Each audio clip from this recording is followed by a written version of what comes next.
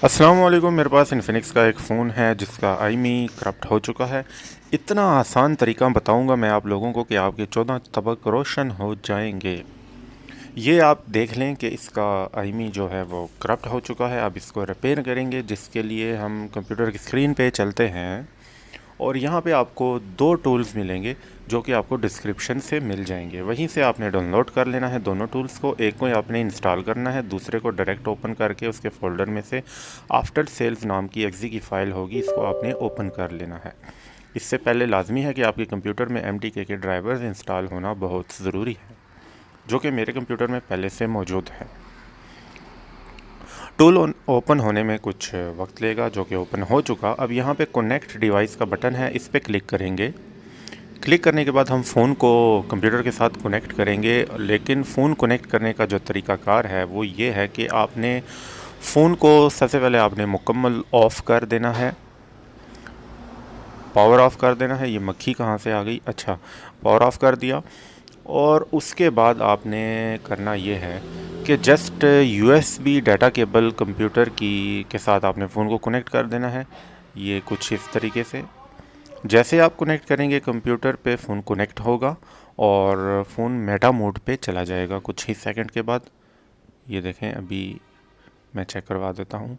Phone black screen के साथ right side पे मेटा मोड लिखा हुआ आ चुका है। अब हम डिसकनेक्ट कर देंगे फ़ोन को और जो दूसरा टूल था उसको ओपन करेंगे, लेकिन सबसे पहले हम टास्क मैनेजर से इस आफ्टर सेल्स टूल को क्लोज़ करेंगे, क्योंकि वो डायरेक्ट क्लोज़ नहीं हो रहा था। तभी दूसरा मुई मेटा टूल है, आईमी रिपेयर टूल है, जिसकी मदद से हम MTK फ़ोन के आईमी रिपेयर करते हैं। इसको ओपन कर लेना है और मोर पे क्लिक करना है, फिर कनेक्ट पे क्लिक करेंगे। अब दोबारा फ़ोन को कनेक्ट करेंगे, इसी हालत में कनेक्ट करेंगे।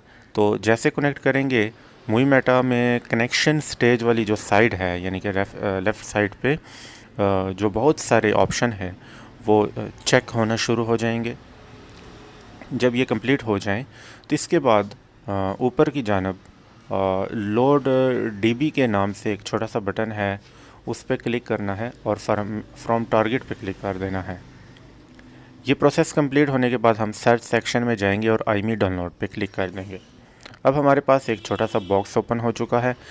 इन बॉक्स में दो आईमीज़ के लाइंस हैं। इनमें हमने अपने फ़ोन की ओरिजिनल आईमी दर्ज करनी है, जो फ़ोन के बॉक्स पे दर्ज होती है या फ़ोन की बैक पे जो स्टिकर पे दर्ज होती है, वो आईमी आपने यहाँ दर्ज करनी है।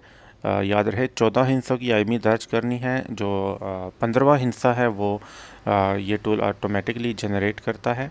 मैं आखिरी वाला हिस्सा कट कर देता हूँ। तो ये हमारी आईमी दर्ज हो चुकी है। अब राइट पे क्लिक करेंगे।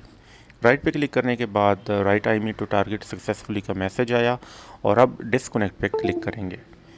इसके बाद फ़ोन ऑटोमेटिकली रीस्टार्ट होके ऑन होगा और उसके बाद ऑन करने के बाद हम देखेंगे कि हमारा आईमी रिपेयर हो चुका है।